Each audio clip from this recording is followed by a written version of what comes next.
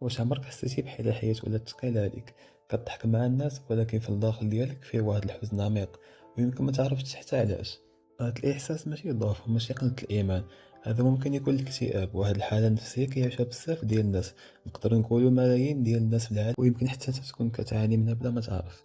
اليوم غنهضروا على شنو هو هاد الاكتئاب والعلاج ديالو والأسباب كيفاش حتى نتفاداوه.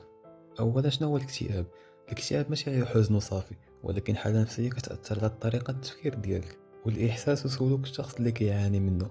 كيحس بالحزن العميق وفقدان الرغبة في الحياة وصعوبة في النوم، كتولي تنعس معطل، كتبقى سهر الليل كامل غير كتفكر أو مكتئب، وهكا الناس ما غاديش يجيك، كيولي عندك تركيز ضعيف. ولكن شنو هما الأسباب اللي كيخليو الإنسان في هاد الحالة اللي كيكون مكتئب وكيحس براسو مزير؟ ما كاينش غير سبب واحد، ممكن يكونوا بزاف الاسباب. مثلا الضغوطات النفسيه ولا ضغوطات الحياه، في الخدمه، في الدار، الفقدان ديال شي شخص عزيز عليك، فاش كيموت شي واحد في صحابك او في العائله كيتربى عندك واحد الحزن في الداخل ديالك، وصعيب باش تخرج من ديك الحاله. تقد دوز اعوام وانت باقي كتفكر في داك الشخص. حتى مشاكل في العلاقات كيخليوك تدخل في اكتئاب او حتى اضطرابات ديال الدماغ. وما كاينش غير هادشي، كاينين بزاف الاسباب، الا بغيتوني ندير عليهم فيديوهات الاسباب ديالو بوحدهم قولوها لي في التعليقات.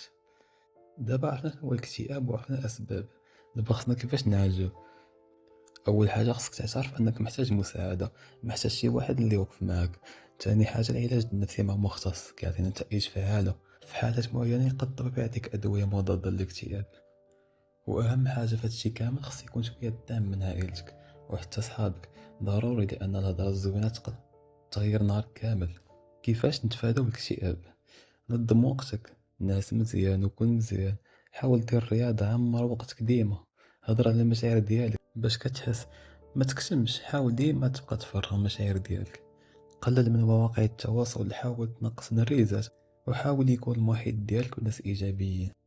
وآخيرا الاكتئاب ماشي نهاية ديال الطريق، أي واحد كيدوز منه، بالعكس ممكن يكون بداية جديدة باش تعرف راسك أكتر وتبني حياتك بالطريقة الصحيحة. وما تنساش كل نهار جديد هو فرصة باش تبدا من جديد، ما تضيعش بالحزن واليأس.